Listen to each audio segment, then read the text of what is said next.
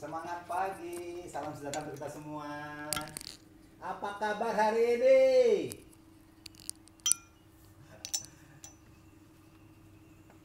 Oke, hari ini adalah bulan Maret, hari Sabtu ya. Saya ingat saya terakhir ke Bandung itu bulan Maret tahun 2020. Jadi pas tahun saya udah nggak ke Bandung lagi. Karena waktu itu pas awal-awal pandemi, kita masih bisa ke Bandung waktu itu, masih bisa offline. Tapi setelah itu ternyata pandemi berlanjut ke sekarang. Tapi nggak apa-apa, kita masih bisa bertemu meskipun lewat online ya, nggak apa-apa ya. Hari ini saya tidak akan banyak materi ya, nggak banyak. Waktu saya kan 1 jam, lebih kurang lah. Mungkin nanti saya akan isi 1,5 jam atau 2 jam, nggak apa-apa ya. Tapi sebelumnya saya ucapkan terima kasih dulu nih. Saya belum kerja nih, udah dapat hadiah nih kirimannya nih. Kerjanya belum, dapat hadiahnya sudah nih. Terima kasih ya Komite Bandung ya, luar biasa nih. Hadiahnya nyampe 2 hari yang lalu. Nah, oke, terima kasih. Oke, hari ini saya akan bercerita saja ya. Mudah-mudahan dalam cerita ini akan ada hikmah yang bisa diambil. Sebelumnya saya sampaikan, kenal dulu, nama saya Wayan Dori. Kalau namanya Wayan dari mana Bapak Ibu? Medan. Ya, saya orang Bogor Bapak Ibu ya. Saya orang Bogor. Saya orang Bogor yang berasal dari Bali. Ya sama aja ya. Saya lama di Bogor, 17 tahun berdinas di Bogor. Atau tepatnya di Pusat Pendidikan Zeni Angkatan Darat di Bogor. Tahun 93 saya udah menginjak di Bogor. Nanti akan saya ceritakan dari awal saya mendaftarnya sampai sekarang. Jadi hari ini saya akan bercerita kebanyakan. Mudah-mudahan ceritanya ini akan nyambung dengan kebutuhan Komite Bandung. Nah, sebelumnya begini kan, kita sering mendengar ya. Siapa di sini yang ibu-ibu? Banyak ibu-ibu ya. Banyak ibu-ibu kayaknya ini hampir di bisnis Herbalife itu 90% ibu-ibu. Ibu-ibu biasanya punya anak nih. Anaknya masih umur 4 tahun, 5 tahun yang tiap hari bareng sama bapak ibunya kemanapun pergi.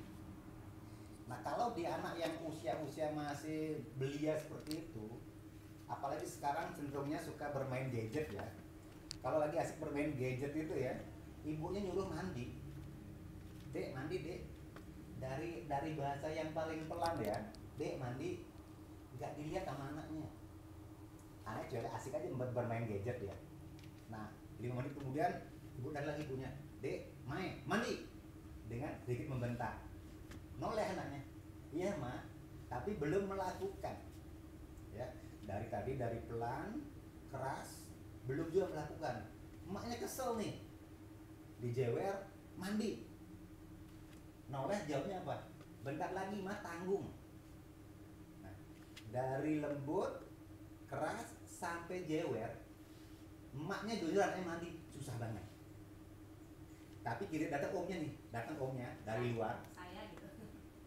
Dek, mandi. Hanya kata-kata itu aja, dek mandi, langsung naruh gadget, pergi mandi. Nah, ini artinya apa? Ini mungkin kita ngalami semua, ya. Kita ngalami semua sebagai upline, sebagai mentor. Kita yang tiap hari bersama dengan downline kita, lewat WA, lewat Facebook, lewat Zoom, udah berulang-ulang kali menyampaikan. Gak dengerin Bapak Ibu. Tapi begitu orang lain yang menyampaikan, satu kalimat saja, langsung siap, terima kasih mentor. Padahal apa? Yang disampaikan sama. Bahasanya sama, tujuannya sama, artinya sama. Tapi karena kita yang menyampaikan sudah setiap hari bersama nih, setiap hari bareng ya, dari bangun tidur dia udah tahu kita, siang ketemu kita, malam ketemu kita, dari perintah kita itu kata-kata kita diabaikan.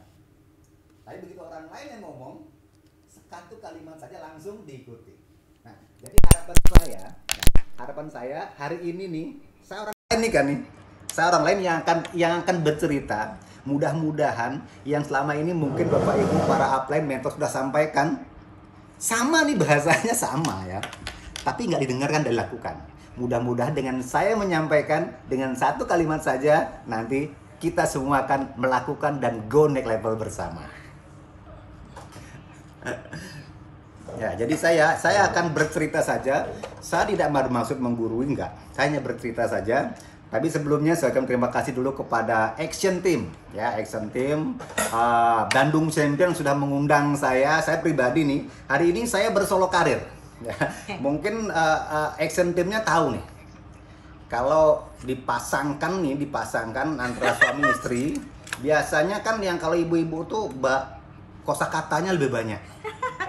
Ya, kalau ibu-ibu tuh per jam itu mungkin berapa belas ribu, kalau laki-laki hanya di bawah 10.000. Nah, kalau saya dipasangkan dengan Bu Risa nih, waktu 1 jam, Bu Risa 50 menit. Sisanya saya 10 menit. Nah, jadi hari ini mungkin Action Team Bandung tahu nih, nggak usah dipasangin sendiri aja, biar ngomongnya banyak gitu, nggak apa-apa. Jadi hari ini saya bersolo karir ya. Saya Bu Risa ini titip salam aja, beliau ada di sini, titip salam untuk semua Bandung, semua leader Bandung. Terima kasih atas undangannya, atas kepercayaannya gitu. Oke Bapak Ibu ya. Ini adalah yang kedua ya. Dulu yang pertama tahun berapa ya? Bandung Champion. Waktu itu kayaknya saya diundang juga, tapi saya waktu itu tidak bisa hadir, berhalangan. Dan baru kali ini meskipun bisanya lewat virtual, nggak apa-apa. Saya akan menceritakan awalnya nama saya Wayan Dori, saya dari kampung Bapak Ibu. Saya orang kampung, sebuah kampung kecil di Bali yang namanya Desa Petak. Nah, desa itu Petak. Bapak saya seorang petani. Petani, tetapi dibilangnya petani teladan. Kenapa demikian? Karena di kampung itu tahun 80-an ada 3 orang yang anaknya kuliah. Yang 2 orang ini guru, orang tuanya. Yang 1 orang tuanya petani. Itu bapak saya. Bapak saya itu bisa mengkuliahkan anaknya. Jadi satu-satunya petani yang anaknya kuliah adalah bapak saya. Makanya waktu itu dibilang bapak saya adalah petani teladan. Satu-satunya petani di kampung kami yang anaknya kuliah. Karena yang 2 dari guru. Itu tahun 80-an Bapak Ibu. Nah, waktu itu yang paling saya ingat bapak saya adalah beliau sangat disiplin. Sangat disiplin. Kalau anak sekarang mungkin salah hanya dikasih tahu, dielus. Kalau dulu nih mungkin yang sebaya dengan saya sekarang usianya jelita Bapak Ibu ya, jelita. Jelang 50 tahun ya. Sebentar lagi nih tinggal loncat udah 50 tahun nih sebentar lagi. Kalau yang seumuran dengan saya ini mungkin mengalami waktu kecilnya yang namanya lidi. Kalau kita salah, bapak kita nggak ngomong, hanya pakai lidi di punggung, tak, di pantat, tak, berbekas. Itu dulu seperti itu.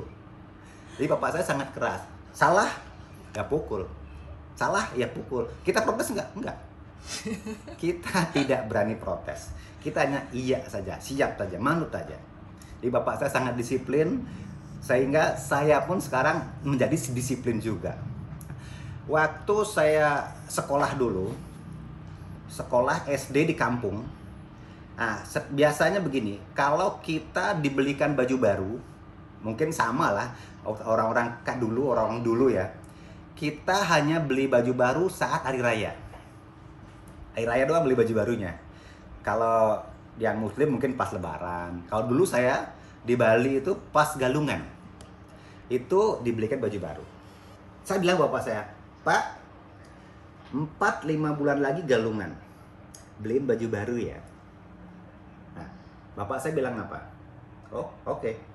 Kamu sudah tahu mau beli baju apa? Belum, Pak. Nah, kalau kamu belum tahu beli baju apa, sekarang coba kamu hayalin. Tuh, dulu nih, bapak saya tahun 80-an sudah bilang begitu. Kamu kalau mau beli baju baru, hayalkan dulu apa yang kamu mau beli. Jadi saya disuruh menghayal Bapak Ibu. Dulu tuh, tahun 80-an sekian disuruh menghayal. Oh, saya nanti hari raya mau pakai baju yang kotak-kotak. Celananya celana biru. Itu yang saya pakai mau kunjungan ke saudara, mau main dengan teman. Jadi saya disuruh menghayal. Itu tahun 80-an. Coba slide-nya, please. Slide please. Boleh minta slide-nya? Slide please. Nah, ini Bapak Ibu. Kalau dulu bapak saya bilangnya hayalin dulu saja. Nah, kalau sekarang nih, tadi Mbak Pira udah bilang di awal kan, kita harus memiliki impian yang kuat. Karena apa yang bisa kita bayangkan nih, oh nanti saya tahun hari raya saya memakai baju baru warnanya hitam putih kotak-kotak, celananya warna biru, sepatunya warna pink. Contohnya gitu. Kita bisa menghayalkan. Kita bisa mengimpikannya. Harus. Kalau itu bisa kita lakukan, itu namanya goal. Ya, kita punya goal atau impian yang kuat. Untuk mencapai goal itu baru diperlukan langkah berikutnya. Tapi sebelumnya, tadi Bapak Sani tahun 80 udah bilang begitu. Tahun 80 sudah bilang, kamu hayalin dulu saja. Sudah tahu belum baju seperti apa yang mau dibeli? Disuruh menghayal kita. Kenapa? Dulu belum ada kayak sekarang, training kayak sekarang. Dulu belum ada namanya, virtual training, disuruh bikin impian, bikin goal, belum ada. Tetapi Bapak saya udah bilang, hayalkan dulu saja. Dan baru saya sadari baru-baru ini, ternyata Bapak saya dulu disuruh saya bermimpi dulu. Disuruh membuat goal dulu. Nah, sama saja. Dari dulu sampai sekarang dan sampai nanti, kalau kita mau sukses harus membuat impian yang kuat. Harus membuat impian yang kuat. Ya. Kalau sudah kita bisa mengimpikannya, insya Allah kita bisa meraihnya. Coba slide-nya.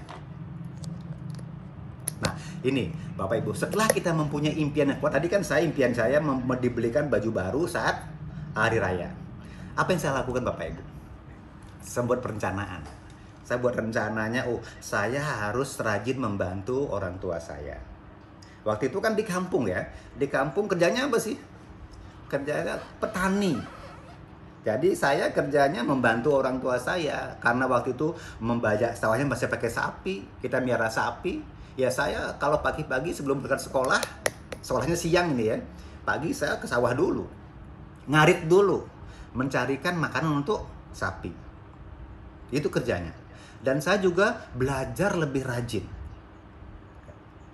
Kalau kita mempunyai goal, saya mau dibelikan baju baru nih, pas hari raya, saya harus rajin bantu orang tua saya. Saya harus rajin belajar. Kalau saya rajin bantu orang tua saya rajin belajar, nanti hari raya pasti dibelikan baju baru. Demikian juga kita di Herbalife nih. Kita mempunyai goal nih. Kita punya goal.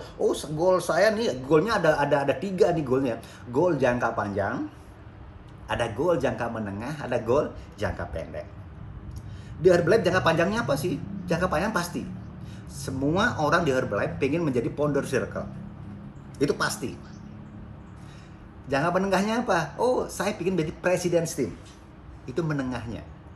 Jangka pendeknya, nah lihat kita sekarang di mana. Sekarang saya di supervisor. Sebentar lagi WT. Kalau gitu goal jangka pendeknya apa? Bisa Getim, bisa AWT. Jadi ada jangka pendek, jangka menengah, jangka panjang. Memang tujuannya semua pasti ke jangka panjang. Semua tujuannya founder circle. Semua tujuan menengahnya president's team. Tapi ingat, ada jangka pendeknya. Ada yang harus kita lalui ke situnya. Sekarang saya Getim. Berarti 4-5 bulan ke depan goal saya adalah millionaire team atau Get 2500.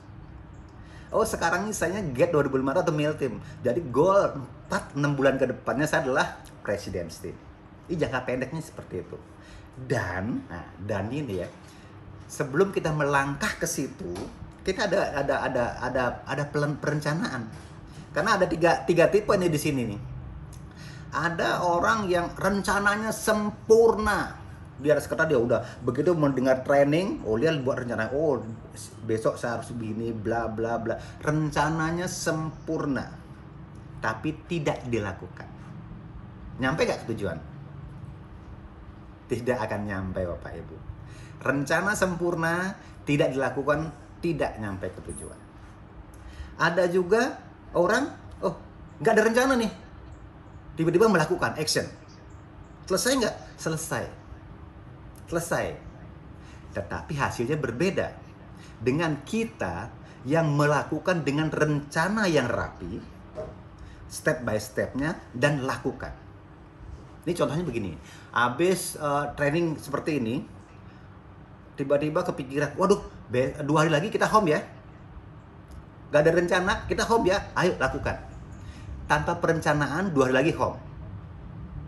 Pembicaranya siapa, nggak tahu, yang diundang siapa, belum tahu. Belum tahu, belum berencana, tiba-tiba 2 hari lagi home. 2 hari kemudian home-nya terjadi home-nya. Selesai home-nya. Tidak terjadi apa-apa ya. Tapi apa hasilnya? Hasilnya home-nya selesai, kita nggak dapat apa-apa. Bandingkan dengan nih, rencanakan. Oke, kita baru training hari ini, minggu depan kita akan adakan HOM.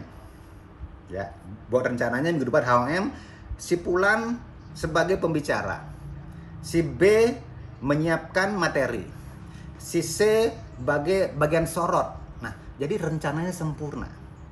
Yang mau diundang siapa? Ya, masing-masing member mengundang 5 orang temennya.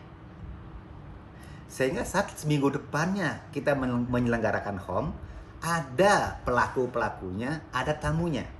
Kenapa bisa ada? Karena direncanakan. Beda tadi ya dengan yang kedua tadi, nggak ada rencana, tiba-tiba home, jadi selesai pekerjaannya, tapi hasilnya berbeda dengan yang direncanakan.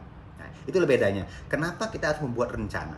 Apapun ya, apapun itu harus dilakukan dengan terencana. Ya, dari tadi contohnya kita mau kemana sih? Oh, saya mau menjadi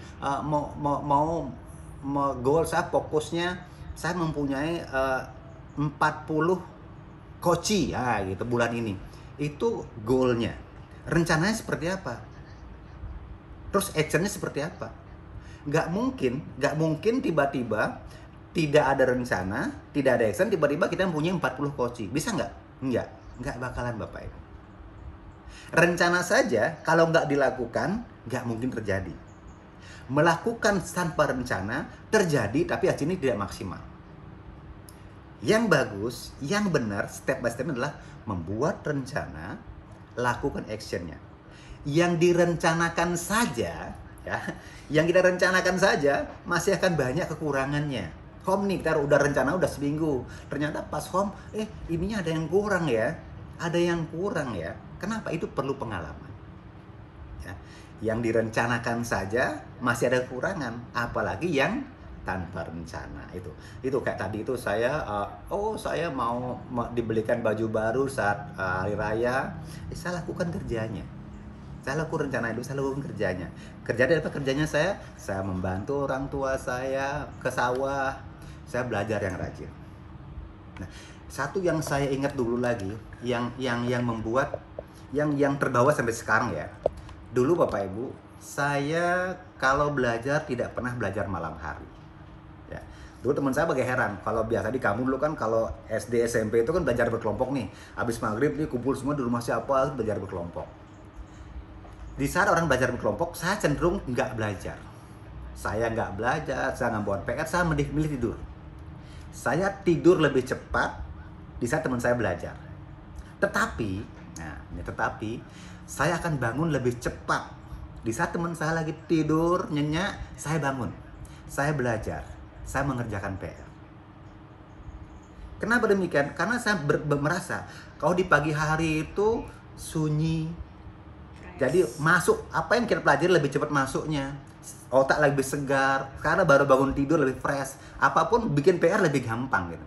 Dan itu terbawa sampai sekarang. Sampai sekarang saya selalu bangun itu jam 4. Jam 4, setengah 4, bisa jam 3 saya udah bangun. Jadi saya selalu berusaha untuk bangun lebih cepat. Tidur lebih cepat, bangun lebih cepat. Dan sekarang ini terutama untuk beribadah. Ya, kalau bangun pagi ya saya ini terbawa ingatnya waktu kamu naik haji ya. Waktu naik haji itu kok di Mekah tuh azan 2 kali ya. Ternyata sejam sebelum subuh udah azan dulu. Dijelaskan oleh yang pengantar ini, yang turnya ini, bahwa itu kesempatan untuk kita sholat tahajud. Jadi sampai sekarang pun terbawa. Jadi saya sejam sebelum subuh udah bangun. Jadi kita persiapan dulu, tahajud dulu, habis itu bikin minum teh dulu, nanti persiapan sambil nunggu subuh di masjid. Itu dari dulu saya udah begitu. Dari saya masih SD, SMP, saya selalu tidur lebih cepat dan bangun lebih cepat untuk belajar. Teman-teman saya heran, kamu nggak belajar malam, nggak ngerjain PR malam, Juara. tapi kok begitu sekolah kamu bisa mengerjakan PR-nya selesai. Sedangkan saya yang belajar malam, biasanya dia kalau belajar kelompok itu banyakan ngobrolnya atau banyakan main atau banyakan belajarnya. Banyakan mainnya. Itu makanya saya dari dulu jarak. Dan orang tua saya tahu ini. Orang tua saya tahu, maka dia nggak marah. Kalau begitu saya tidur lebih cepat, beliau nggak marah. Kenapa? Karena beliau tahu saya mau bangun lebih cepat untuk belajar. Coba slide berikutnya.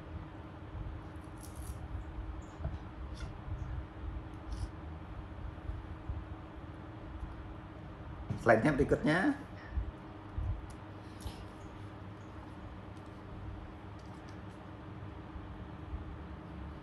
Ya ini Bapak Ibu. Tadi kan saya bilang, saya dengan teman saya berbeda. Mereka belajarnya malam, mengerjain PR-nya malam, saya enggak. Saya tidur malam hari, pagi-pagi mereka tidur, saya bangun. Dikaitkan dengan di Herbalife kita, ini namanya DMO. Tadi kan saya bilang kalau kita mau meraih tujuan tadi, action saya itu belajar lebih rajin. Di sini kalau kita mau meraih goal, kita harus melakukan action. Actionnya apa sih? DMO. DMO-nya apa sih? Banyak Bapak Ibu. DMO-nya banyak. Mau sekarang ini mau online, mau lewat Instagram, Facebook, Twitter, bisa. Sekarang mau pelayaran juga masih bisa. Branding mobil masih bisa. Lewat YouTube bisa.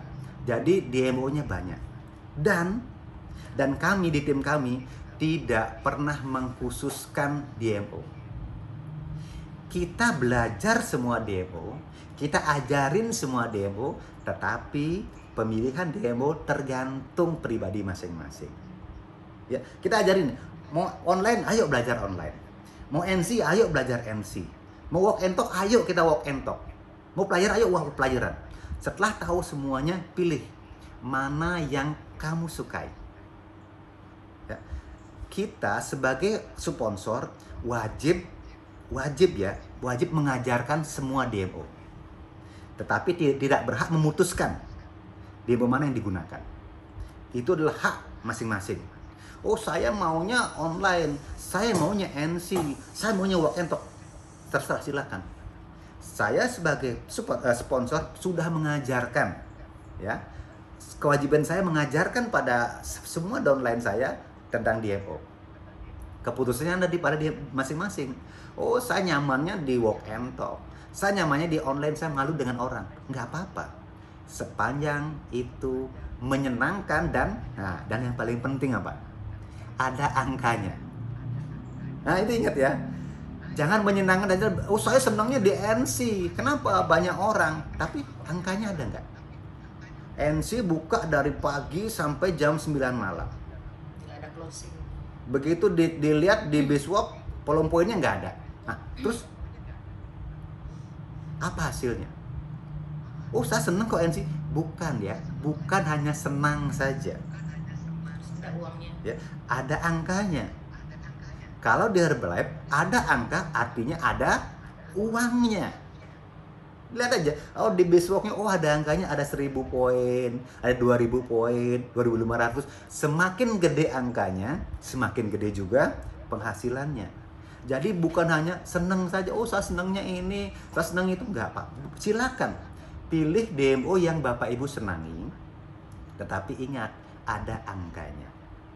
Dan tidak harus sama dengan upline-nya. Oh, upline saya kan NC, saya harus NC. Gak ada yang mengharuskan. Tadi saya sampaikan, sebagai sponsor, kita wajib mengajarkan DMO-nya.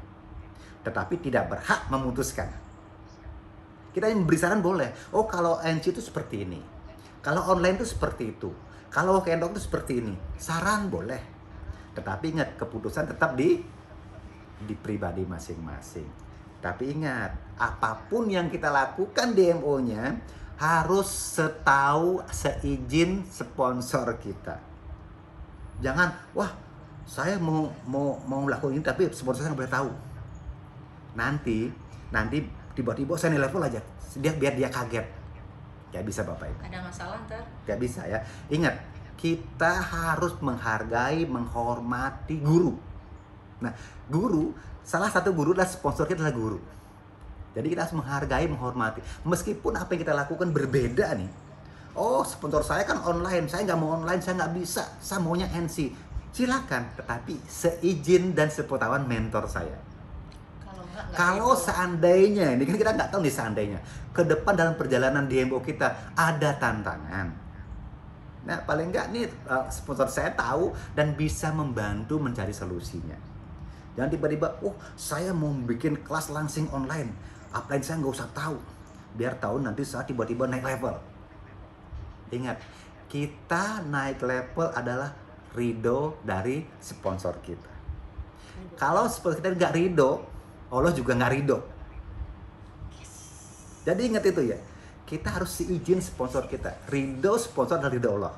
Kalau kita bilang kan ridho orang tua, ridho Allah gitu kan, itu sama. Di Herbalife sponsor adalah orang tua kita. Jadi DMO boleh berbeda, mau melakukan apa saja sepanjang dalam koridor etika yang benar, silakan. Di tim kami ya, tidak pernah membatasi DMO. Mau demo apa? Mau NC? Silakan. Mau belajar NC ke Malaysia? Monggo. Mau belajar online ke Malaysia? Silakan. Bareng-bareng bilang, ayo kita belajar bareng-bareng. Tetapi pilihan nanti terserah. Oh, saya nyamannya di walk and talk. Saya nyamannya di flyeran. Saya nyamannya di NC. Silakan Bapak Ibu. Silakan kakak-kakak semua ya. Pilih DMO yang disenangi. Tetapi ingat, yang ada angkanya. Jangan pernah lupa itu. Jangan pernah lupa yang ada angkanya itu ya. Kayak tadi ya, kalau saya belajarnya pagi hari, bikin PR hari, dan alhamdulillah Bapak Ibu, dari SD SMP saya tidak pernah belajar, tidak pernah membayar SPP. Kenapa? Saya dapat beasiswa. Itu hasilnya. Jadi saya tidak belajar malam, tapi saya bangun lebih cepat. Saya belajar di pagi hari, saya mengorbankan waktu tidur saya untuk belajar. Hasilnya apa? Saya menjadi ranking 1. Sehingga apa? Sehingga nanti begitu hari raya, Bapak saya sudah membelikan saya baju baru itu. Kenapa? Karena saya sudah melakukan kerjanya. Saya sudah action nih. Sudah merencanakan, sudah DMO. Sudah membantu mencarikan sapi makanan. Sudah belajar dengan rajin. Pas hari raya dapat hadiahnya, dapat goal, saya dapat baju baru. Itu. Jadi harus membuat rencana dan melakukan DMO. Hasilnya apa? Hasilnya dapat goalnya. Tuh. Akhirnya begitu itu dulu waktu saya masih SD SMP, saya selalu bangun lebih awal dan sampai sekarang terbawa. Selanjutnya, saya tamat SD terus bersekolah ke STM. Nah, STM. Waktu itu saya pengennya karena bapak saya tidak pernah membatasi. Kamu harus SMA, nanti jadi pegawai negeri enggak. Terserah kamu mau sekolah di mana, yang penting kamu suka. Saya dulu pengennya begitu habis STM langsung kerja. Karena kalau saya SMA, pengennya kuliah kan, jadi saya milihnya STM langsung kerja. Dan betul Bapak Ibu, begitu saya lepas STM, pas tahun 93 itu ya, 93 saya lepas STM, 92-93 saya lepas STM, kakak ipar saya yang tentara itu pulang dari Timur Timur. Kebetulan waktu itu kan Timur Timur masih Indonesia. Karena dia ada insiden, kena tembak kakinya, dia pulang di Timur Timur, dipindahkan ke Indonesia dan ke Bali.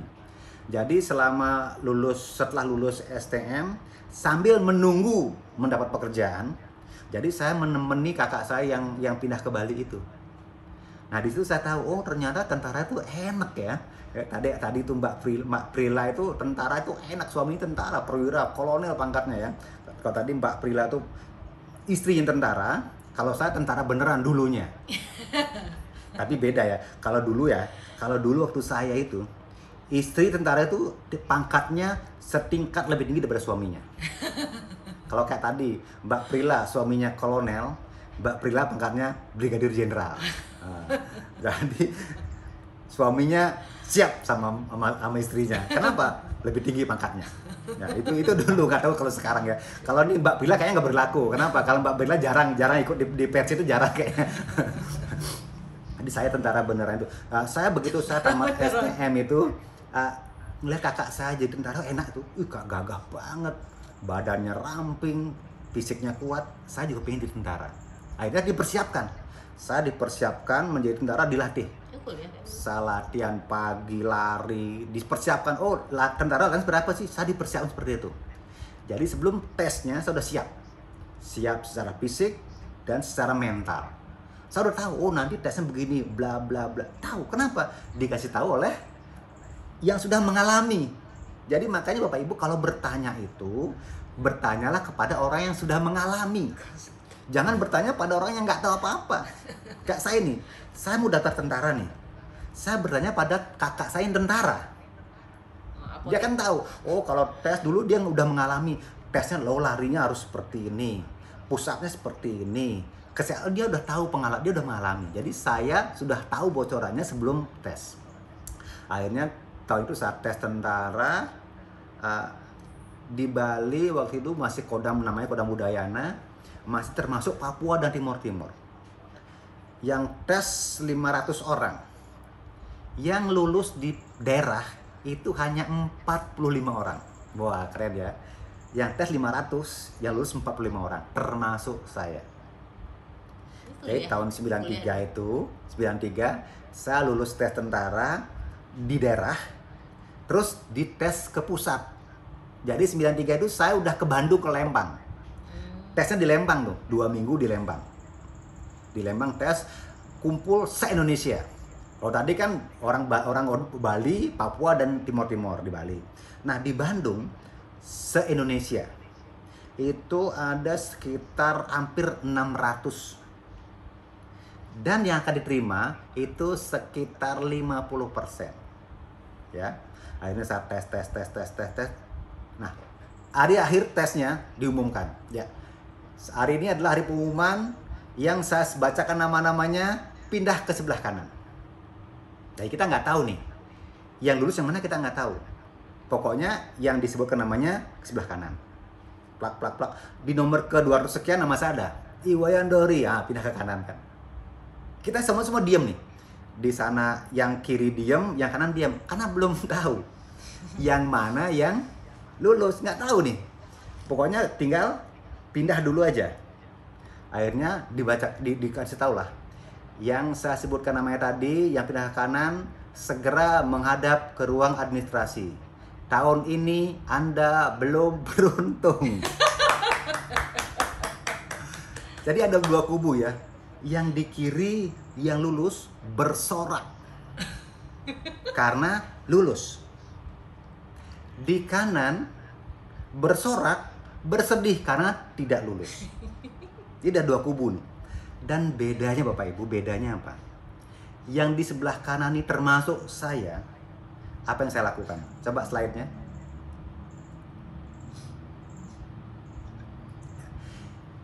Saya tidak lulus, apa yang saya lakukan? Waduh, kita cenderung menyalahkan orang lain. Wah ini nih gak lulus nih, pasti nih panitianya gak bener nih. Pasti nih yang lulus nyogok nih. Pasti nih bla bla bla bla. Dan yang tidak lulus ini semuanya auranya negatif. Coba slide-nya dong. Ya. Ini semua negatif nih, auranya negatif yang gak lulus ini. Semua menyalahkan orang. Prila tadi positif ya. Ya. Kalau yang di sebelah kanan kan nih udah yang lulus nih. Wow, dia bersuka cita, sebelah kiri bersuka cita karena lulus. Tetapi yang di sebelah kanan karena nggak lulus menyalahkan lain. Termasuk saya nih. Wah ini nggak bener nih. Pasti ini ada apa-apa nih. Pasti ada apa-apa nih. Kita cenderung menyalahkan orang lain. Dan waktu itu saya langsung sadar. Kalau saya berada terus di sini, di lingkungan yang tidak bagus ini, saya akan semakin negatif. Ya, ingat di sebelah kanan ini tidak lulus. Auranya negatif. Auranya semua menyalahkan orang lain. Jadi saya memutuskan, wah, saya harus keluar. Saya pindah ke sebelah kiri, mengucapkan selamat ke teman saya yang lulus. Nah, itu. Jadi kita jangan berlama-lama ada di tempat yang negatif tadi itu. Kenapa? Karena auranya negatif akan menarik kita selalu ke yang negatif. saya memutuskan untuk pindah ke kiri, mengucapkan selamat. Selamat ya, kamu lulus tahun ini. Saya akan segera menyusul. Jadi saya tidak perlu sarapan. Mungkin sekarang saya belum lulus, saya yakin saya pasti akan lulus. Jadi back lagi dong. Back satu. Ya ini. Maju satu. Ya. Ingat ya, jangan pernah menyalahkan orang lain. Kenapa? Itu tidak ada gunanya. Ingat, tidak ada gunanya dan tidak merubah keadaan. Saya tidak lulus. Yang salah siapa? Oh, yang salah panitianya nih. Yang salah dia nyogok nih. Apakah membuat saya lulus? Enggak. Saya tetap tidak lulus. Jadi, saya harus segera berubah ke mode positif. Saya pindah ke sebelah kiri, saya selamatin yang lulus. Sehingga apa? Mereka akan mendoakan. Ya, tahun ini kamu gak lulus. Semoga kamu segera menyusul. Kalau tadi saya masih di sebelah kanan itu, masih negatif aja. Masih semua menyalahkan orang. Ya, masih semua menyalahkan. Begitu saya pindah ke sebelah kiri, saya mendapatkan doa.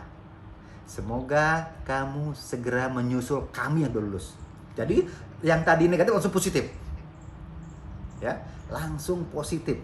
Coba slide-nya. Nah, akhirnya karena saya nggak lulus, saya pulang ke Bali. Yang dari Bali yang berangkat 45, yang tidak lulus 12, termasuk saya. Ya, saya ini korban Bandung, korban apa namanya itu, Lembang. Dua minggu di sana kedinginan, gak lulus juga. Akhirnya saya pulang ke Bali, laporan ke Kodam. Nah, ternyata di Bali di Kodam itu sedang ada tes juga. Sedang ada tes untuk setara yang lebih rendah. Ya. Dan itu sudah menjelang akhir pengumuman. Begitu kami 12 orang laporan ke Kodam, ditawarin. Kamu kan udah lulus, kamu di pusat gagal. Tetapi di daerah, kamu sudah lulus.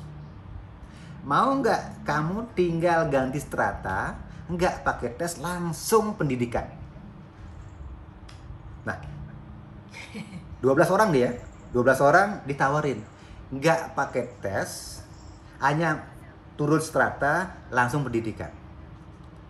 Yang 7 orang mau. Yang 5 orang akan mengulangi lagi tahun berikutnya. Yang 7 orang mau, termasuk saya. Jadi saya, coba slide berikutnya. Saya memutuskan untuk mau turun strata, tapi nggak pakai tes, langsung pendidikan. Yang 5 orang memutuskan akan tes lagi tahun depan. Tapi Bapak Ibu tahu kan, yang 5 orang itu sampai sekarang tidak pernah menjadi tentara. Dan kami yang 7 orang memutuskan waktu itu, meskipun turun ke strata berikutnya, tetapi nggak pakai tes, langsung pendidikan. Itulah, kita harus berani mengambil keputusan, berani memutuskan. Kalau saya tunggu tahun depan, apakah fisik saya sama seperti sekarang? Apakah tahun depan nasib sama seperti sekarang? Kita nggak pernah tahu. Ini depan mata nih, tinggal ya apa enggak. Kalau ya, tanda tangan, tinggal pendidikan. Kalau tahun depan, awal lagi, tes kesehatan lagi, tes akademik lagi, tes fisik lagi. Iya, kalau sama fisiknya sekarang. Kalau enggak, kita nggak pernah tahu ya yang nanti tahun depan ya. Jangan tahun depan, yang nanti terjadi apa kita nggak pernah tahu. Kita nggak pernah tahu apa yang terjadi nanti aja, apalagi tahun depan. Jadi kita harus berani mengambil keputusan. Harus sebagai leader. Nah, kita ngomongin leader nih ya. Harus berani mengambil keputusan. Apapun itu, risikonya kita siap. Saya memutuskan saya akan ke yang lebih rendah lagi, tetapi saya akan sekolah. Jadi itu saya memutuskan masuk tentara tanpa tes, akhirnya pendidikan. Pendidikannya tahun 93 akhir tahun. 6 bulan di namanya di Singaraja. 6 bulan pendidikan saya. Masuk pendidikannya putih kayak gini, putih, sipit kayak Korea. Kayak sekarang ini ya. Begitu selesai pendidikan, pulang-pulang hitam, pipi cekung, botak. Kusam. Ibu saya nangis. Ibu saya nangis, Bapak Ibu ya. Berangkatnya putih, sipit, ada rambutnya kayak Korea gitu. Pulang-pulang pipi cekung, hitam, kusam, kurus. Ibu saya nangis. Saya nggak tahu kenapa nangis, tapi mungkin karena ngeliat, kenapa kok kamu seperti itu pendidikannya. Tapi terus terang aja, saya seneng kok. Saya menikmati pendidikan itu, meskipun kata orang keras.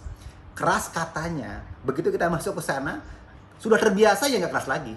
Awalnya memang berasa Bapak Ibu. Semua apapun itu kegiatannya, di awalnya akan berasa. Ya, di awalnya sangat berasa. Pagi-pagi harus bangun jam sekian, harus lari, harus senam, berasa.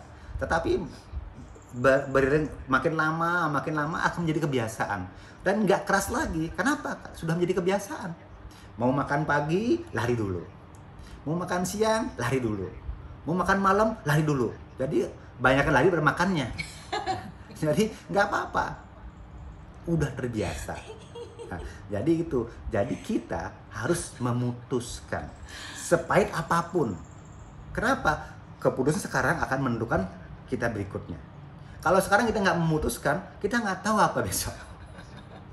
Jadi kalau kita mau sukses, putuskan mulai sekarang. Hari esok itu karena keputusan hari ini.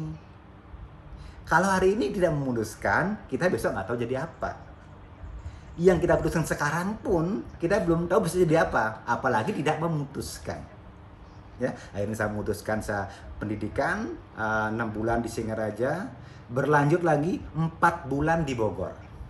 Akhirnya 4 bulan bulan April 93 saya selesai pendidikan dan penugasan di Bogor. Jadi saya langsung penugasan di Bogor, enak juga itu. Kota hujan. Kota hujan dingin. Tahun 93 itu saya tidur masih menggunakan apa? Masih menggunakan selimut, masih adem. Bayar angkot itu 200 perak. Waktu itu tahun 93, enak. Nah, coba slide-nya berikutnya. Nah, Bapak Ibu, ini yang tadi berkaitan dengan mengambil keputusan. Hidup kita ini kalau orang bilang ini orang bule bilang hidup kita itu ada di antara B dan D. Nah, B-nya apa sih? Coba slide berikutnya. Klik lagi satu. Nah, B itu birth, lahir. Klik lagi satu lagi. Nah, D-nya mati. Jadi hidup kita itu di antara B dan D. Kita tidak bisa memilih lahir di mana. Bisa nggak Bapak Ibu? Oh, saya mau lahir di keluarganya Bung Karno. Saya mau lahir di keluarganya Bill Clinton.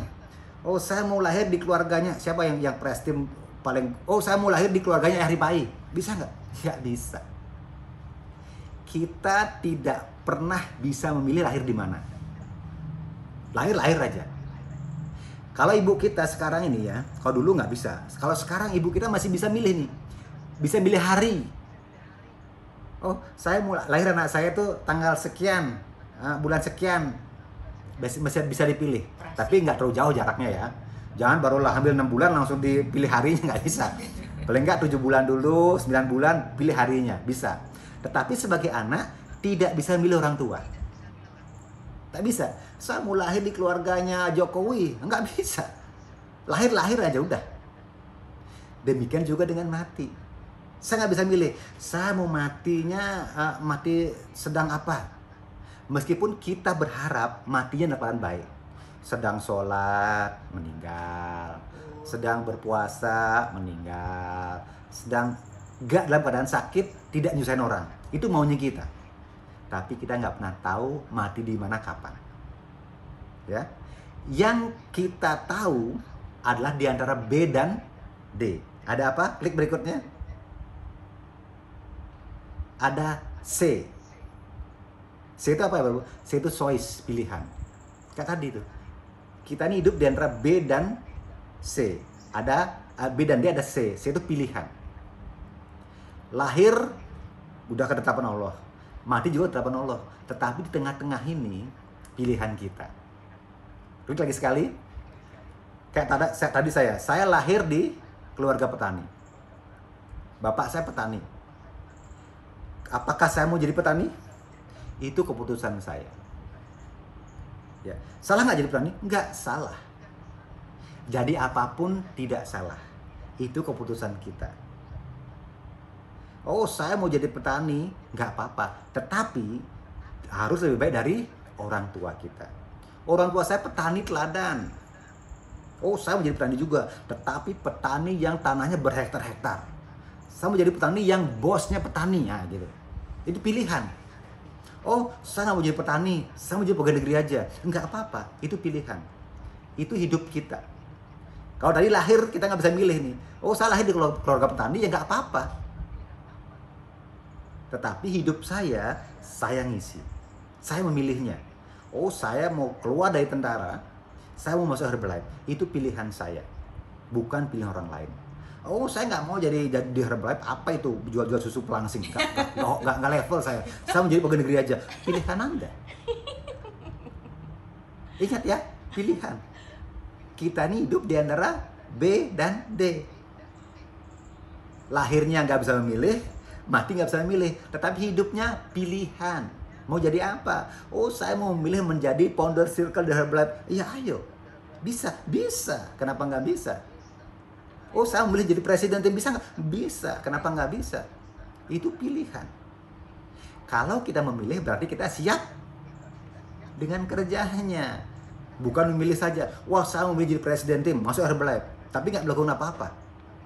Iya, pilihannya benar Herbalife. Tetapi nggak melakukan kerjanya, dapat Herbalife-nya aja. Nggak dapat presiden timnya. Jadi itu ya Bapak Ibu ya. Jadi ingat, lahir dan mati tidak bisa ditentukan, tidak bisa memilih. Tetapi hidupnya, mengisinya di antara lahir dan mati itu pilihan kita. Mau menjadi apa, mau bagaimana, pilihan kita. Orang lain tidak. Kita nih kayak ke downline kita hanya berhak memberi saran, berhak mengajarkan. Wajib itu bukan Pak. Sorry, wajib mengajarkan, wajib memberitahu, tidak berhak memutuskan. Ya, mungkin kita punya downline, kamu harus begini, tidak bisa Bapak Ibu. Kalau nggak berhasil siapa tanggung jawab? Kita hanya mengajarkan saja. Kita wajib nih. Ya, ayo hari ini ada meeting online, ayo kita hadir. Kita wajib mengingatkan. Yuk besok ada training ini, kita wajib mengingatkan. Tetapi tidak berhak kamu harus hadir. Kalau tidak hadir nanti kamu tidak berhasil. Tidak berhak kita memutuskan. Kenapa? Karena itu adalah pilihan kita. Pilihan orang yang menjalani. Sebagai upline wajib mengingatkan, tidak berhak memutuskan. Saya ulangi lagi ya. Sebagai sponsor wajib mengingatkan, tidak berhak memutuskan. Oke, berikutnya. Oke, itu saya dinas di Bogor lebih kurang 17 tahun ya. Dari tahun pertama. Dulu saya sangat terinspirasi dengan saya lupa apakah itu buku atau seminar yang saya pernah tonton. Ada kata-kata yang bilang life begin at 40. Atau bilangnya orang Sundanya bilang hidup mulai saat usia 40 tahun. Saya nggak tahu kenapa itu sangat terngiang di kepala saya. Akhirnya itu menjadi apa ya? Menjadi motivasi saya. Saya bilang ke teman-teman saya akan kaya di usia 40 tahun. Saya ngomong nih sama teman-teman saya nih, saya bilang ke mereka semua, saya akan kaya di usia 40 tahun. Mereka bingung. Lo tentara, gaji 1,5 juta, mukanya dari mana? Nah dulu waktu saya masuk tentara, Bapak Ibu tahu gaji saya berapa Bapak Ibu? 98.000 gaji pertama saya tuh. Terus saya bilang, saya mau kayu perlu tahun. Mereka ketawa, mau kaya dari mana? Saya pun tahu, saya menyadari kalau di tentara, setinggi apapun pangkat saya di tentara, tidak akan bisa kaya. Yang penting ngomong. Ya, kecuali bisnis ya. Makanya saya bilang, saya akan kaya di usia 40 tahun, saya melakukan kerjanya. Di samping sebagai tentara, saya belajar bisnis Bapak Ibu. Saya belajar bisnis. Ikan mati ya? Saya memelihara kambing, miara ikan, jualan gorengan di tempat orang pemancingan. Dan alhamdulillah semuanya sukses. Sukses rugi semuanya Bapak Ibu. Miara kambing, kambingnya anaknya kemana, induknya kemana, kita nggak tahu. Miara ikan, ikannya mati, kolamnya sewa, hilang. Jualan gorengan di pemancingan ikan, kan orang lain yang jualin, yang modalnya nggak balik, hilang. Itulah risiko bisnis. Tetapi saya nggak putus harapan. Saya akan kaya di usia 40 tahun. Itu udah sangat menginspirasi saya. Nah, kita nggak pernah tahu kan? Itu doa saya, doa kami semua. Ternyata kan Allah menjawabnya dengan cara yang berbeda. Kita nggak pernah tahu jawabannya Allah. Ternyata di tahun 2010 teman saya yang bareng-bareng pelatih waktu itu, dia datang. Saya tahu dia gemuk, tiba-tiba ketemu, udah lama gak ketemu, kok wajahnya seger banget ya, larinya kok kencang banget ya. Dia cerita, dia habis minum produk Herbalife. Nah, saya nggak tahu apa itu Herbalife. Kalau waktu itu saya juga naik berat badan. Saya ini pelatih ya. Pelatih itu bisanya nyuruh, kamu siswa lari. Saya ngapain? Saya duduk ngerokok. Jadi bukan lead by example ya. Itu dulu ya. Kamu push up. Saya nyuruh doang. Kamu sebelum makan lari. Saya enggak, ngawasin doang. Siswanya semuanya kurus, saya gemuk. Dari yang waktu baru masuk tentara beratnya 54 kg. Tahun 2010 78. Luar biasa kan? Itu gara-gara apa? Gara-gara kebanyakan lari, nyuruh doang tapi ya. Larinya nyuruh doang, siswanya kurus semua. Pokoknya waktu saya jadi pelatih itu, semua siswa yang masuk pendidikan 4 bulan dijamin kurus. Kenapa tadi itu? Mau makan, lari. Mau apapun, pasti lari. Dan ditekan terus. Tetapi pelatihnya kan tidak lari. Pelatihnya hanya nyuruh doang. Siswanya kurus, pelatihnya gemuk. Tahun 2010 saya gemuk. Ngelihat teman saya, seger, kurus badannya, dia bilang dari Herbalife. Akhirnya saya dibawa ke sebelah kantor saya, ada bangunan tuh. Ada bangunan ruko, tapi ornamen kayu jati kayak Jawa gitu. Saya bilang, wah ini rumah dukun. Saya bilang, ini praktek dukun yang jadi dibilang Herbalife. Kan saya bilang herbal, apa sih dukun nih, kalau herbal ini dukun nih. Dan saya datang ke sana, ditimbang. Kok dukun ditimbang? Dukun punya timbangan keren juga gitu kan. Saya ditimbang, dicek. Ternyata semuanya berlebihan. Lemaknya lebih, beratnya lebih. Yang kurang apa? Yang kurang airnya kurang, ototnya kurang. Nah, akhirnya saya diprogram VIP 30 waktu itu kan. VIP 30, dukunnya cewek. Waktu saya masuk sana ada 3 orang cewek, yang 1 dukun, yang 2 asisten dukun. Asduk. Akhirnya saya ditimbang, diprogram VIP 30, saya turun Bapak Ibu. Setelah selesai VIP 30 itu saya turun 4 kiloan. Begitu dicek, semuanya membaik. Berat badan turun, air membaik, otot membaik karena saya sekolah olahraga. Akhirnya diputuskan ikut membership. Itu membership, tapi Bapak Ibu, tapi membership saya sampai sekarang nomor ID saya tidak pernah nyampe ke kantor. Karyawan Ya. itu bukan mami. Sampai sekarang ya, saya ketemu di mana nomor ID saya lupa saya itu. Jadi saya membership di Bogor di rumah dukun itu tadi. Ya, sampai sekarang membership ID-nya nggak tahu, nggak pernah nyampe ke kantor. Yang nyampe ke kantor adalah buku nikah Bapak Ibu.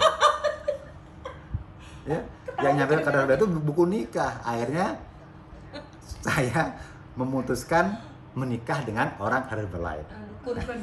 Dukun Herbalife. Nah, waktu itu namanya Bu Risa, Bu Marta Risa namanya, tahun 2010. Beliau masih tahun 2011 ya. Beliau masih Millionaire Team. Millionaire Team. Saya pun nggak tahu apa itu Millionaire Team, nggak tahu. Pokoknya saya minum tehnya, minum sweetnya, minum alunya, saya turun berat badan. Saya member, tapi nggak pernah nyampe ke kantor. Akhirnya kita pacaran. Nggak tahu pernah pacaran kita nggak ya? Pacaran kali ya. Akhirnya kita menikah. Teh 2000 labanya. Iya, teh yang harga 2000 perak, harga laba 2000 perak, tapi bisa kaya katanya, saya nggak tahu waktu itu kan. Akhirnya menikah, dan setelah menikah saya baru tahu, ternyata Mil Team itu uangnya banyak juga. Karena kan dilihatin di rekening itu, Millionaire Team per bulan transferannya itu royalti bonusnya 200 jutaan. Wah, keren juga gitu kan. 2000 Nah, teh. itu tahun 2011.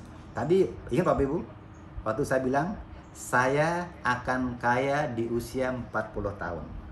Itu kan doa saya. Penting ngucap aja dulu Ya, ya, Pi. waktu teman-teman saya mendengar, ada yang menertawai, kan? Tetapi ada juga yang mengamini. Amin. Ingat ya, Amin. setiap doa yang kita ucapkan pasti ada yang mencemooh. Kita punya goal nih, oh saya mau jadi presiden tim tahun sekian. Ada yang mencemooh nih pasti, wah gaya lu lah. Ada orang yang mencemooh. Tetapi tidak sedikit juga yang mengamini. Dan kita nggak pernah tahu malaikat nulis yang mana kan? Malaikat nulis yang mengamini. Sehingga tahun 2011 saya belum 40 tahun Bapak Ibu. Hampir 40 tahun. Jadi Allah menjawab doa saya itu, Allah menjawabnya sebelum usia 40 tahun saya kaya. Kenapa? Tahun 2011 bulan Oktober kita menjadi presiden tim. Ya, Oktober, November, dan Desembernya kita bulan madunya ke LA. Cie, Wah, keren. banget. Coba Bapak Ibu bayangkan, tentara gaji pertama 98.000 ke LA. Nyampe nggak? Nggak pernah nyampe Bapak Ibu. Gaji seumur hidup nggak bisa untuk beli tiket ke LA. Nyampe Cengkareng bisa ya. Ya. Paling bisanya naik bis, itu pun tiketnya nggak bayar. Dulu begitu, tentara itu begitu. Kemana-mana modal jaket loreng, naik, turun pasti nggak bayar.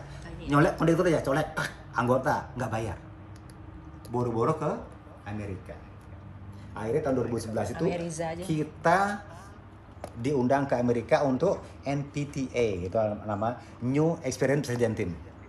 Saya waktu itu kan masih tentara. Tidak boleh keluar negeri, Bapak.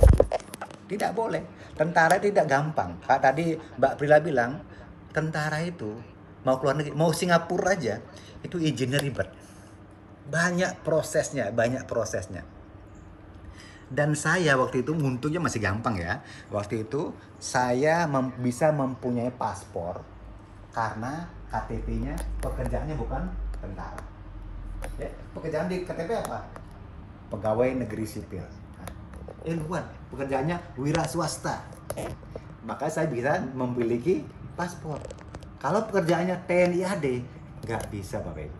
Bisa, tapi prosesnya, izinnya rumit. Jadi ya waktu itu tahun 2011 Desember, saya di kantor ngajukan cuti. Cutinya pulang ke Bali. Tapi nyampainya di LA. Nah, teman-teman saya di kantor tahu. Mereka udah tahu karena mereka sudah Pak, Wayan di Herbalife. Kenapa? Karena waktu saya dinas saya sudah menggunakan mobil Mercy. Ya, sudah pakai mobil Mercy, itu pun saya mengajukan surat resign, nggak boleh. Kenapa? Karena banyak Bapak Ibu, banyak teman-teman saya banyak waktu itu yang mengajukan keluar dari tentara, begitu keluar belangsak. Bahasanya apa? Pingin balik lagi. Belangsak. Kan nggak bisa. Karena apa? Karena dulu kayak mereka kayak jaga keamanan di mana gitu kan. Jagain Kafe pabrik orang. siapa atau kafe siapa. Itu kan karena tentaranya. Dia lupa itu. Begitu dia keluar dari tentara, yang dijagain nggak percaya lagi. Lo jaga pabrik ini kan karena lo tentara. Nah sekarang kamu bukan tentara, keluar. Ya nggak bisa. Jadinya waktu itu banyak begitu. Makanya atasan saya takutnya mereka, saya keluar dari tentara, takutnya ikut hidup belangsak. Minta masuk lagi nggak bisa gitu. Takutnya mereka begitu. Padahal ya, tadi saya dinas sudah pakai Mercy Bapak Ibu. Sudah pakai Mercy ya kantor. Mobil komandan di kalah. Komandan mobilnya waktu itu Panther. Nah, komandan Panther mobil pribadinya. Mobil dinasnya saya lupa waktu itu. Anggotanya pakai Mercy. Itu mau mundur nggak boleh. Bukan apa-apa. Komandan kita takut kalau kita nanti hidupnya langsa. Jadi ingat Bapak Ibu tadi ya, hati-hati dengan ucapan kita. Tadi saya bilang apa? Saya akan kaya usia 40 tahun. Ternyata Allah menjawabnya apa? Belum 40 tahun udah kaya. Kurang sedikit lah. Jadi kurang 4 bulan 40 itu udah kaya. Jadi Allah menjawab lebih cepat dari yang kita harapkan. Nah, hati-hati dengan doa. Ucapkan yang baik-baik. Ya. Pikirkan yang baik-baik, ucapan yang baik-baik, hasil pun akan baik. Selalu berprasangka baik sama Allah. Jangan pernah mengucapkan, terpikir pun jangan, ya. Terpikir pun jangan, apalagi terucap yang jelek-jelek. Jadi ucapan yang baik-baik, saya presiden tim, saya chairman, saya founder, ucapkan saja. Saya kaya raya. Ya. Saya Meskipun ada yang sukses, mencemooh, nggak apa-apa. Saya sehat. Kita akan mengamini. Dan malaikat akan mencatat yang mengamini. Insya Allah doa-doa kita, goal-goal kita semua akan tercapai. Ya. Oke, berikutnya Bapak Ibu. Slide berikutnya, ini. Siapa yang setuju dengan ungkapan ini? Pengalaman adalah guru yang terbaik. Dulu saya sangat setuju dengan ucapan ini. Pengalaman saya. Ya, karena sering bilang kan kalau bahasa Inggrisnya experience is the best teacher. Wah, keren banget. Tapi nih saya akan bercerita nih saya ada seorang satu keluarga nih, bapak, ibu dan anak. Ini habis hujan, sore-sore masih banyak genangan air. Dia sama keluarga jalan-jalan. Bapaknya, ibunya jalan, anaknya masih usia 4-5 tahun dari depan. Dari depan anaknya melewati satu gang. Yang gang itu dulu waktu bapaknya kecil pernah lewat situ. Dan bapaknya tercebur di got di gang itu. Nah, sekarang dia sama istrinya sama anaknya masih 5 tahun di gang itu lagi. Dan suasana hampir sama, habis hujan masih ada genangan air. Bapaknya tahu di depan itu ada lubang. Istrinya udah bilang, Pak, di depan itu ada lubang. Kamu ingatkan anaknya. Bapaknya bilang apa? Gak usah. Biar dia belajar dari pengalamannya.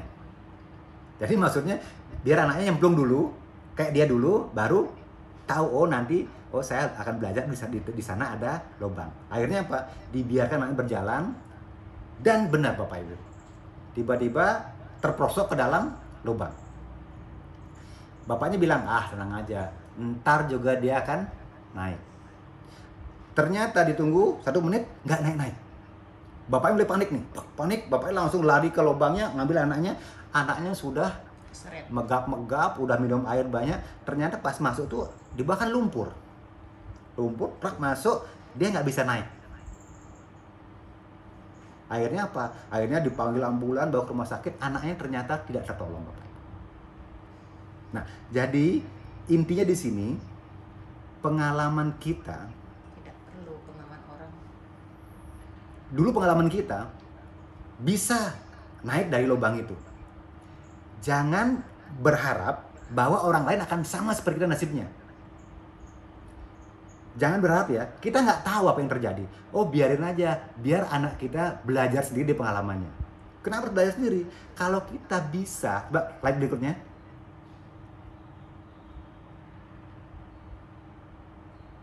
Ingat ya, pengalaman kita belum tentu hasilnya sama dengan orang lain. Kalau kita dulu di lubang yang sama jatuh, bisa bangkit kembali. Anak kita jatuh di lubang itu, belum tentu bisa bangkit lagi. Tadi kan contohnya kan, kita berharap bisa, ternyata nggak bisa. Ternyata meninggal. Adanya apa? Adanya penyesalan. Kenapa saya tidak mengajari atau mengingatkan anak saya bahwa di sana ada lubang? Penyesalan datangnya selalu belakangan. Coba slide berikutnya. Jadi, kalimat pengalaman adalah guru yang terbaik. Benar. Tetapi lebih benar lagi adalah, coba Bapak Ibu, Kak, slide-nya Kak.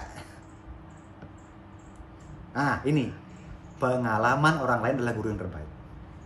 Jadi kita lihat pengalaman kita ini, kita kasih tahu ke anak kita, di depan itu ada lubang. Kamu tidak perlu masuk ke lubang itu untuk melewati jalan ini.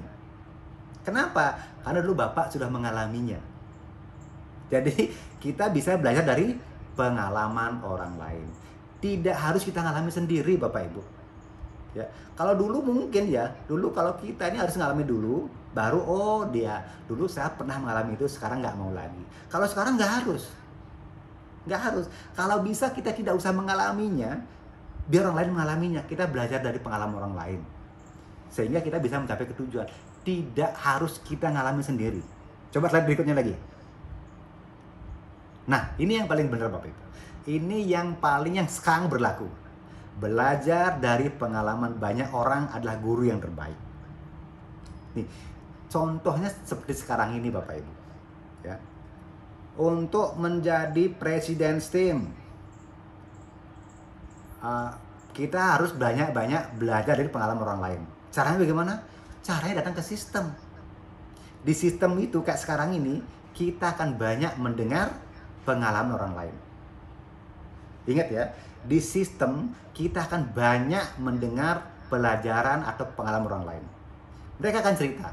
Tadi Mbak Prila udah cerita bagaimana menjadi GAT 2500. Ambil pelajarannya. Yang pelajaran yang gagalnya jangan diambil. Oh, kalau dulu harus dari supervisor ke WT harus 4 bulan ya? Nggak harus Bapak Ibu. Itu kan pelajaran, pengalaman. Kalau saya bisa sebulan, ya bisa. Oh, saya bisa pengalaman orang lain 4 bulan. Saya maunya sebulan. Bisa nggak? Bisa. Saya mau jadi GETIM. Apakah harus melalui AWT? Nggak harus. Oh, saya nggak pernah jadi AWT. Tiba-tiba 2,5. Organisasinya 10.000. GETIM. Organisasi 10.000 RO. GETIM. Setelah GETIM saya baru menjadi AWT. Bisa. Jadi orang lain itu kita lihat, oh pengalamannya seperti itu. Kita ambil pengalamannya. Yang jeleknya jangan diikuti, yang bagusnya diikuti. Kan itu kan. Yang jelek-jelek ambil. Terbalik ya. Yang jelek-jelek buang, yang baik-baik ambil. Dulu saya begitu prinsipnya waktu di pendidikan. Apapun yang kamu dapatkan di sini, di lembaga ini, yang baik-baiknya kamu bawa ke kesempatan baru. Yang jelek-jelek kamu tinggal di sini. Nah, akhirnya apa? Akhirnya di Olympics yang jelek semua. Kenapa? Karena yang baik udah dibawa semua pergi. Oh, enggak begitu ya? Ya, itu kan pengalaman. Jadi, yang baik-baiknya kita ambil, kita bawa. Yang jelek-jeleknya jadikan pengalaman. Jangan sampai yang jelek terjadi pada kita. Jadi dari sekarang ini Bapak Ibu ya, kalau kita mau downline kita rajin ke sistem, harus kita dulu yang ke sistem. Dan ingat ya, sistem itu kan banyak nih. Ada yang dengan kualifikasi, ada yang tanpa kualifikasi, ada yang berbayar, ada yang gratis. Jadi kalau kita mempunyai organisasi, ajari dari awal. Oh dari dia masih customer, ajain ke HOM. HOM kan nggak bayar. Nggak bayar, nggak pakai kualifikasi, asal mau saja. Oh begitu dia datang ke HOM, oh nggak bayar, oh si enak juga, dia jadi member. Begitu dia member, ada member training, ada kualifikasi mungkin. Oh member training yang punya poin 100. Nah dari situ, dari yang gratis, yang kualifikasinya kecil, lama-lama yang kualifikasinya 2.500 kayak sekarang ini, ada nanti yang kualifikasinya 3.500 kayak LDR. Jadi bertahap ngajaknya, jangan tiba-tiba dia langsung kamu harus ikut training di sana, kualifikasinya sekian ribu. Dia belum pernah merasakan yang gratis, belum pernah yang poin kecil, tiba-tiba langsung loncat ke yang besar. Bisa nggak? Bisa, tapi dia akan merasa terpaksa. Tetapi kalau dari awal kita udah ngajaknya, oh dari HOM dulu, member training dulu, MAP kelas dulu, dari bertahap seperti itu. Pokoknya semua training yang diselenggarakan oleh komite, oleh corporate, dari yang tidak berbayar, yang kualifikasi kecil ke yang besar, itu tahap-tahapan seperti itu. Tidak tiba-tiba ke yang training yang berbayar, yang kualifikasinya luar biasa, kayak gitu. Itu caranya mengajak bagaimana biar downline kita mencintai namanya training. Ya dari tadi, dari yang gratisan, terus dengan kualifikasi yang kecil, dengan yang lama makin berbayar, itu nggak apa-apa. Tidak ujuk-ujuk bilangnya, tidak ujuk-ujuk, langsung training ke luar negeri. Mereka mungkin mau, tetapi akan ada rasa keterpaksaan gitu ya. Kenapa? Karena tiba-tiba. Jadi harus dari awal dulu. Semua harus mulai dari yang kecil dulu, Bapak Ibu. Nah, ini tadi ya. Jadi ini belajar dari pengalaman banyak orang, ini akan bisa kita dapatkan melalui training. Setiap orang yang training, pembicaranya pasti akan sharing. Sharing tentang apa? Tentang pengalamannya. Itu yang kita ambil. Dan mudah-mudahan apa yang saya sharingkan hari ini, apa yang saya ceritakan hari ini, ada manfaatnya untuk kita semua. Ya, paling enggak kalau enggak satu paragraf, satu kalimat lah, ada yang nyantol, bukan masuk kanan keluar kanan. Nah itu namanya mental ya, mantul, masuk ke sini langsung keluar, nggak ada yang masuk. Kalau keluar masuk kanan, keluar kiri, ya ada yang nyerap sedikit lah, nyerapnya. Dia pas dia lewat di sini ada yang nyangkut di otak dikit. Oh, satu kata dapat. Ya, kalau satu training dapat satu kata, 10 training 10 kata, lumayan kan? Jadi kita makin senang dengan training. Udah kan, mental lagi. Ada yang masuk. Paling enggak dia masuk. Saya tidak berharap Bapak Ibu jadi gelas kosong, enggak. Tetapi gelas yang terbuka. Gelas kosong kalau tertutup nggak bisa diisi. Ya, gelas penuh nih, penuh. Ini gelas kopi penuh, airnya ada kopinya, tapi terbuka. Kosor air putih. Makin lama kopinya akan hilang, diganti dengan air putih. Jadi menjadilah gelas terbuka. Meskipun isinya penuh dengan kopi, tapi tetap terbuka dengan hal-hal yang baru. Oh, gelas saya isinya teh semua. Nggak apa-apa, terbuka dengan hal-hal yang baru. Gelas terbuka. Kosong nih, saya nggak ada isinya, tapi tertutup. Percuma. Saya datang ke training, tapi tertutup. Udah bilang nih, paling nanti si Wayan ngomongnya gitu doang. Dia udah menutup diri, udah menutup hati. Nggak ada yang masuk, Bapak Ibu. Jadi begitu masuk ke training, meskipun isinya penuh nih, terbuka. Saya akan terbuka, saya akan menerima apa yang akan disampaikan. Kalau ada yang masuk, ya masuk ke kanan, nyerap dikit, keluar kiri, nggak apa-apa. Ada nyerap dikitnya itu lah, ya. Ingat, gelas terbuka, jangan menjadi gelas tertutup. Oke, slide berikutnya coba. Waktu saya masih banyak ya. Oh, dikit lagi. Udah habis kayaknya waktu saya malah. Ini ada kata lagi ada siapa yang menanam dia akan menuai. Ini sebenarnya kan bahasa kiasan. Ini maksudnya adalah siapa yang berbuat baik akan hasilnya akan baik. Kalau berbuat jahat hasilnya akan jahat. Itu arti kiasannya. Tetapi saya akan berbicara arti harfiahnya, arti aslinya. Siapa yang menanam dia akan menuai. Tadi Mbak Prila tuh ada gambarnya pohon apel ya tadi ya. Nah, itu. Kalau saya nih ceritanya dulu waktu saya masih aktif nih, kan namanya cerita kan dulu berarti kan. Cerita waktu saya masih aktif. Tahun 2005 itu ada program pemerintah. Penanaman 1.000.000 pohon. Kasih modal. Nggak kasih modal tuh. Tentara disuruhnya, tentara nanam 1.000.000 pohon gampang. Saya itu sedang sekolah di Bandung, di apa namanya itu yang di Bandung itu lupa saya namanya di Bandung. Depannya Gersang. Saya sekolah 3 bulan di situ. Nah, pas di situ ada program penanaman 1.000.000 pohon. Gampang sekali. Tentara dipindah apa? Hari Sabtu kan boleh izin keluar tuh. Hari Sabtu yang sekolah boleh pulang. Dengan catatan besok hari Minggu apel malam masing-masing orang membawa 5 pohon yang berbuah. Gampang kan? Kalau orang luar disuruh, besok kamu bawa pohon ya susah. Tentara gampang. Pokoknya sekarang hari Sabtu kamu boleh pulang. Besok apel malam datang ke sini membawa masing-masing 5 pohon yang berbuah. Jadi kami itu ada 100 orang, masing-masing 5 pohon. Ditanam, di Cipatat saya lupa tadi. Saya lihat di Cipatat. Di sana Gersang, hari Seninnya kita tanam Cipatat tuh 5 kali 100, 500 pohon ditanam di lapangan. Itu kebagian kita. Begitu tanam, udah selesai. Akhirnya saya selesai latihan, saya pulang kembali ke Bogor. 6 bulan kemudian, saya dapat sekolah lagi di tempat yang sama, di Cipatat lagi. Sekolahnya namanya Navigasi Darat. Itu bagaimana cara menggunakan kompas. Dan kebetulan saya latihannya melewati tempat saya menanam pohon tadi. Saya nanamnya pohon jeruk dan pohon mangga. 2 jeruk, 3 mangga. Dan teman-teman saya bervariasi ya. Ada 500 pohon tanaman bervariasi. Saya tanam di situ. 6 bulan kemudian saya datang lagi, saya lihat. Dulu tanaman saya mana ya? Kok nggak ada yang nongol sama sekali? Dari 500 pohon, hanya ada sekitar 5 yang hidup segan mati tak mau.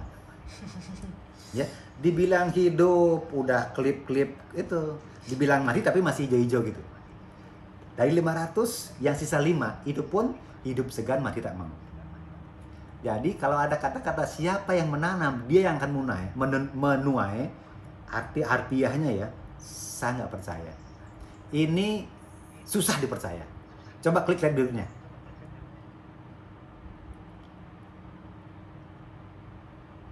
Nah, ini Bapak Ibu. Siapa yang menanam dan merawat, dia yang akan menuai. Nah, kalau saya tadi nih, saya tanam 5 pohon, 5 pohon.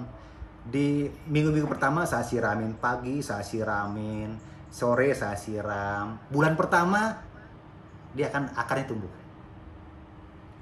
Bulan kedua, kalau tadi bulan pertama 3 kali sehari saya siramin. Bulan kedua 2 kali sehari. Pagi, sore. Daunnya makin tumbuh, cabangnya makin banyak. Bulan ketiga cukup sekali sehari, pagi aja. Saya siram. Lama-lama akarnya makin kuat, dahannya makin banyak, dia akan berbuah. Kalau akarnya sudah banyak, rantingnya sudah kuat, tidak disiram pun, dia akan tetap tumbuh. Kenapa? Karena akarnya ini ya, akarnya udah kemana-mana dia. Akarnya udah mencari makanan sendiri. Ini sama dengan kita mempunyai downline. Ya, mencari member tuh nggak susah. Gampang mencari member. Sehari 10 member bisa, memberin doang. Habis itu ditelepon nggak pernah, di WA nggak pernah, ditanyain nggak pernah. Lihat bulan depan membernya kemana? Nggak tahu. Jadi kalau kita mencari, sama dengan ini, dengan nanam bibit pohon, member baru itu atau customer baru itu tiap hari di follow up. Ditanyain, sudah minum shake-nya belum? Bagaimana rasa shake-nya, enak nggak?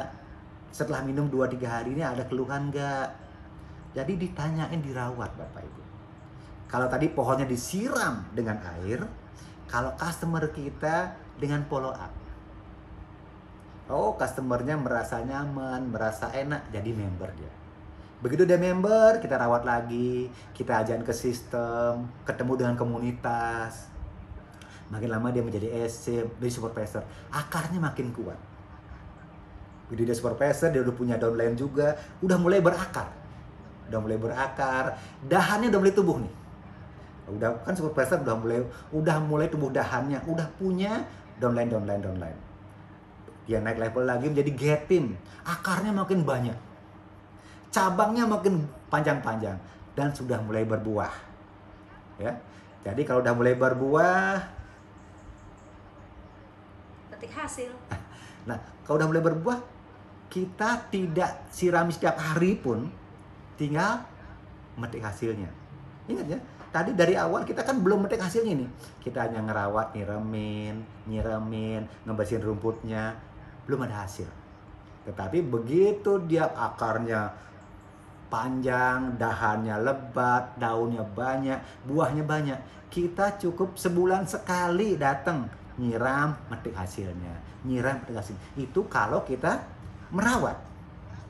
Kok kayak tadi tuh saya tanam, tinggal pergi, 6 bulan lagi datang, nggak ada apa-apanya. Jadi siapa yang menanam dan merawat, dia yang akan memanen. Oke, itu. Coba slide berikutnya.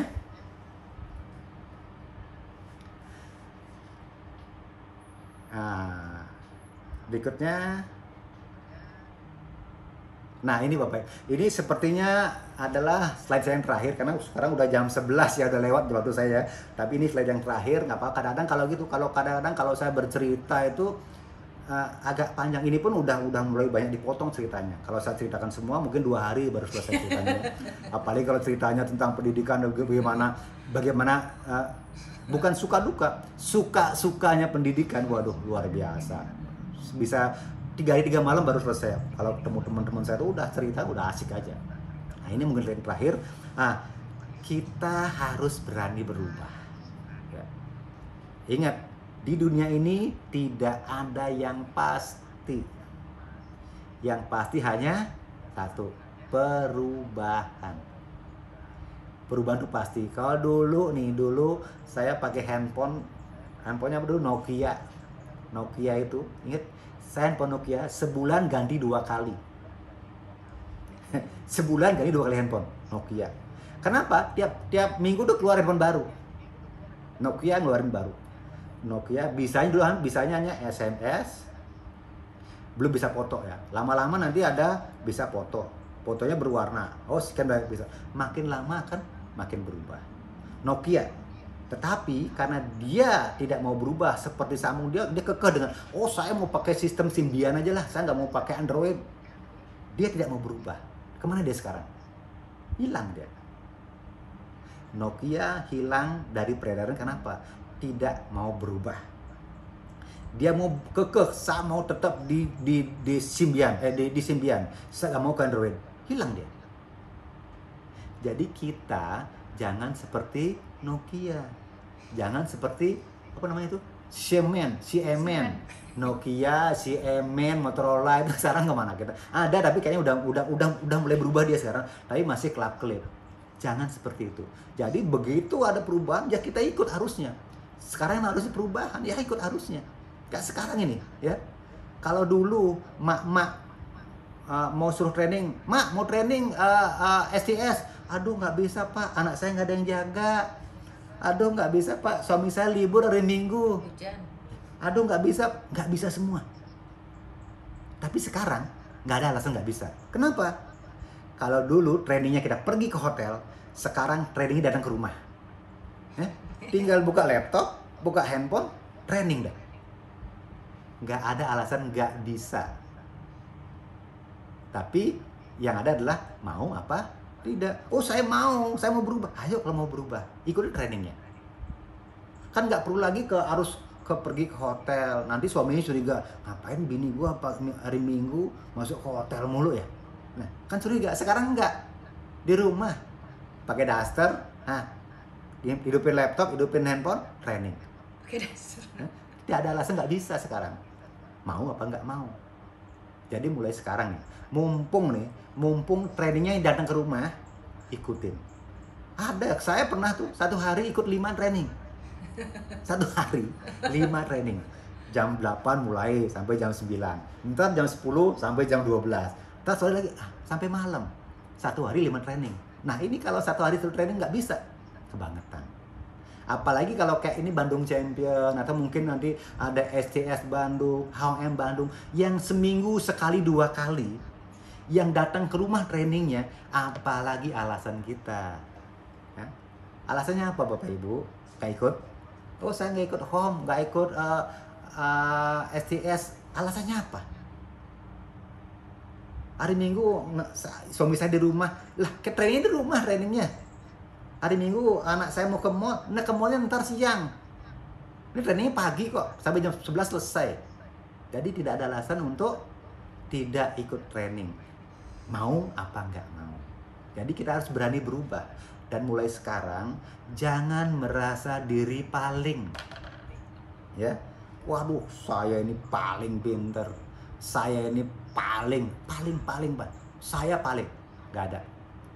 Yang ada adalah saling. Ya, saling mengisi, saling berbagi, pokoknya saling aja. Tidak ada yang paling. Jangan merasa diri paling pintar. Jangan merasa diri paling baik. Jangan merasa kalau nggak saya nggak ada itu. Nah, itu namanya merasa diri paling. Kalau bukan karena saya nggak ada itu. Itu namanya merasa diri paling. Enggak. Tapi kita harus saling bekerja sama.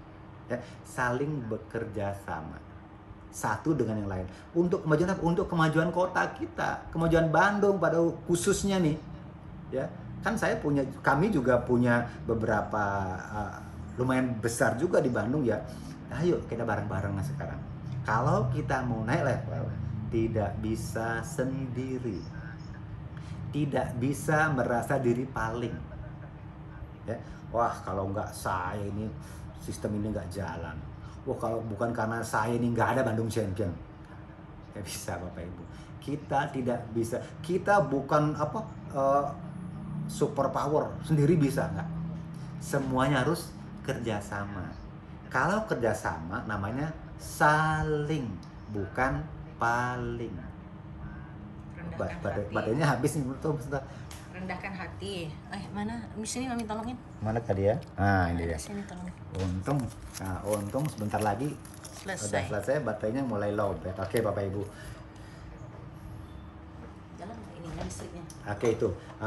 Dan ini sedikit ya. Sedikit itu pesan saya terakhir dari saya. Kita sebagai leader jangan pernah merasa diri paling. Ya, tidak ada. Saya prestim pun nggak ada paling-palingnya. Saya menjadi prestim, kami jadi prestim bukan karena siapa, bukan karena pinter, bukan, tetapi karena bekerja sama, karena saling bekerja sama. Siapapun, founder circle sekalipun, tidak ada yang paling, tetapi karena saling bekerja sama. Dan saya dapat data dari corporate juga, Bandung untuk retensi ya, kita ngomongin retensi, kan yang tadi bilang tanaman tadi itu, kalau kita merawat tanaman tujuannya apa?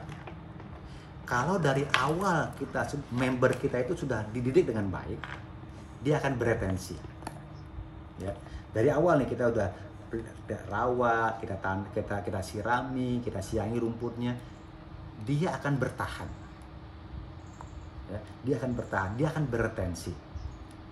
Dan di Bandung ini datanya adalah untuk supervisor secara global itu 70% ya. Jadi 3 dari 10 orang itu tahun kemarin 2020 itu hilang dari supervisor secara global. Tetapi untuk yang di tahun pertama kali dia harus recall, harus mempertahankan supervisornya, enggak. Dia tinggal 5 Bapak Ibu. Dari 10 orang baru hanya 5 yang bertahan. Itu orang baru. Kalau untuk tahun keduanya, dari 10 orang di tahun keduanya 8 yang bertahan, ada juga 2 yang hilang. Padahal ini 2 tahun kedua di Herbalife. Dan bahkan orang yang 2-3 tahun aja, 2-3 tahun nih ya, ada 1 orang juga, dari 10 orang 1 orang akan hilang. Padahal apa? 2-3 tahun di Herbalife. Dari 10, 1 orang juga yang hilang, Bapak. Kenapa itu terjadi? Kalau yang pertama kali itu, yang tahun pertamanya dia tidak bisa bertahan di Herbalife, itu salah kita.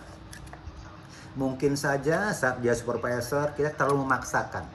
Ya, kita memaksakan, kamu bulan ini harus supervisor, diskon 50%. Keuntungannya bla bla bla bla bla. Kita terlalu fokus di memberitahu keuntungannya. Lupa ngasih tahu kewajibannya.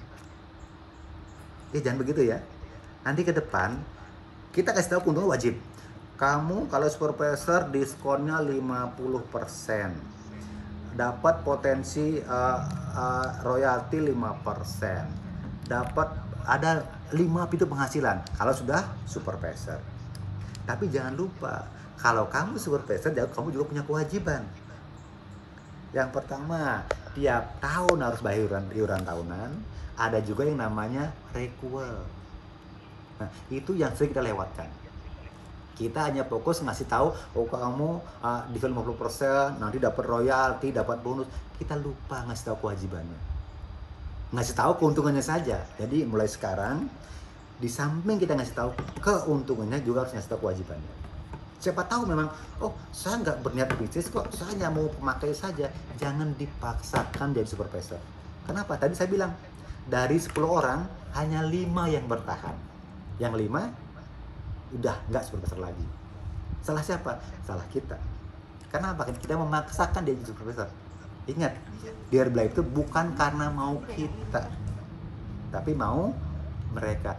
Saya maunya ini, ikuti. Saya hanya maunya pemakai saja. Ya udah, pemakai saja. Jangan orang yang mau pakai aja digajan ke dorong bisnis. Nggak. Itu yang membuat retensi kita menjadi rendah, Bapak Ibu. Tapi secara nasional sih Bandung masih sama lah ya. Masih 60 sekian persen nasional, di Bandung hampir 70% ya, untuk retensinya supervisor. Tapi ke depan kami berharap semuanya kita retensi kalau bisa 100%. Dari mana mulainya? Mulainya dari organisasi kita sendiri. Tim kita sendiri. Ini kan ngomongin Bandung. Bandung kalau dipecah-pecah kan ada Bandung Barat, Bandung apalagi, ada Sumedang, ada Cimahi. Dan di tiap-tiap tim itu ada juga grup-grup masing-masing.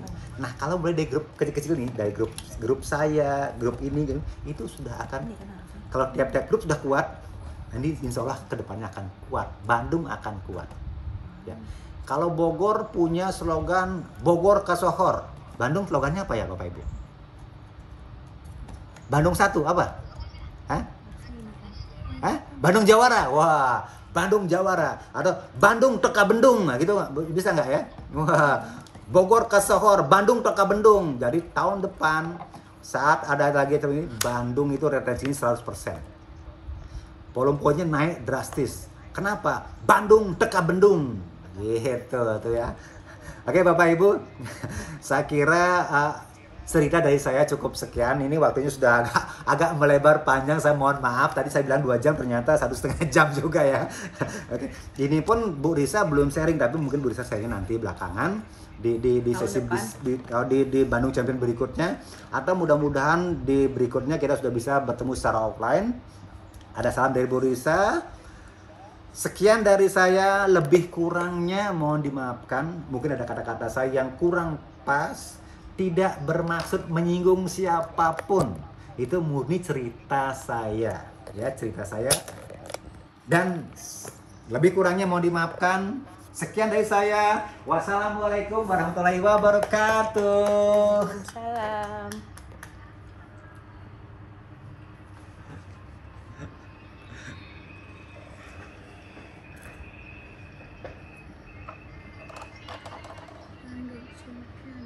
Tapi kan pakai itu, jadi papi dong yang donor. Ini.